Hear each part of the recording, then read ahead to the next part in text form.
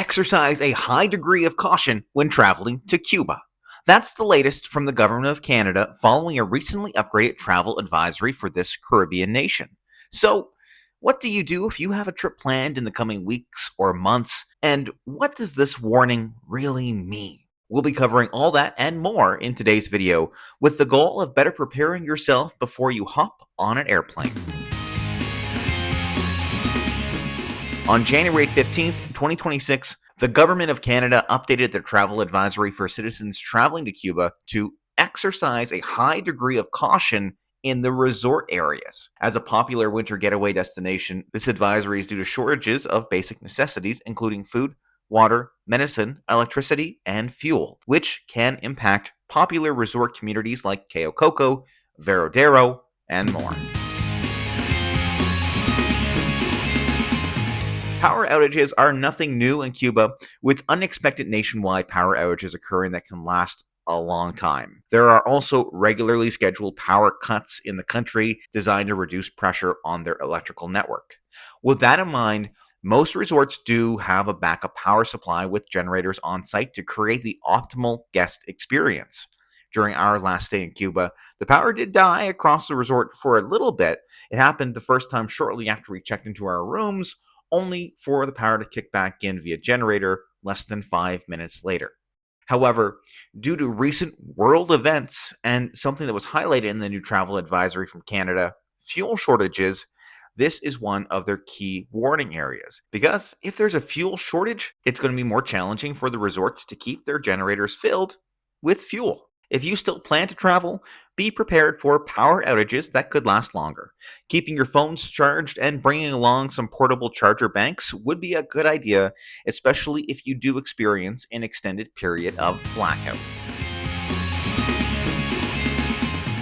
Another issue that can impact your experience is food shortages. Again, not a new issue. For the past number of years in Cuba, the resort that you stay at could have a whole cornucopia of options one day, only for the selection to dwindle the next. Shortages are very hard to predict, and as a guest, you are left to indulge in whatever was available to be served that day. However, with the fuel shortages, that could also impact how easily food is transported to your resorts. And if more power outages do occur, that could create an increase in food spoilage. If you do still plan to travel, bringing extra food or water with you would be a great idea. In the event that a shortage happens on your resort, or if you just can't find anything at the buffet or the a la carte restaurants that interests you, knowing that you have a selection of snacks back in your room that you can eat will help keep your belly full. Food shortages are just a reality of traveling to Cuba. In addition, if you have extra space or weight available in your luggage, packing some bottled water to keep in your room is also a really good idea. With tap water off limits, having an extra supply of water bottles is always beneficial. Now, with these shortages in mind, another thing to consider bringing would be extra supplies for the locals. If you have the means to, food, toiletries, and hygiene products are always great leave-behinds for resort workers or other locals. With the updated travel advisory, the Government of Canada specifically highlighted food, bottled water, and medication, among others, as basic necessities Cuba faces a chronic shortage of. Also highlighted in the recent travel advisory is the state of Cuba's telecommunication infrastructure. Internet access is not as fast or as secure as you'd find at home, and the sites or apps you use in Canada could be blocked in Cuba. The recommendation from the advisory is that you subscribe to and install a VPN service before leaving Canada.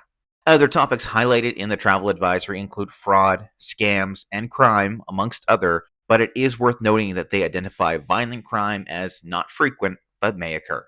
If you'd like to see the full travel advisory, we've included a link in the video description below. Between world events and the recent advisory, it's completely normal for you to be doing your due diligence when it comes to visiting Cuba. Travel advisories are issued for multiple reasons to multiple countries. The 4 listed levels in Canada are: take normal security precautions, exercise a high degree of caution, which Cuba is on now, avoid all non-essential travel, and avoid all travel. There's obviously a sliding scale of severity within all those levels, but other countries that Canada has exercised a high degree of caution advisories out for include the United Kingdom, France, the Dominican Republic, Jamaica, Mexico, the Bahamas, and many more. Do your research and make the decision that feels best for you. There's nothing wrong with erring on the side of caution. If you're planning on going full steam ahead with your winter getaway to Cuba, set your expectations properly and take the advice offered. Exercise a high degree of caution. Don't put yourself in a situation where you'll feel unsafe. Thanks so much for watching. We hope you found this video helpful. If you did, please leave a like and subscribe for more Cuba videos and travel content.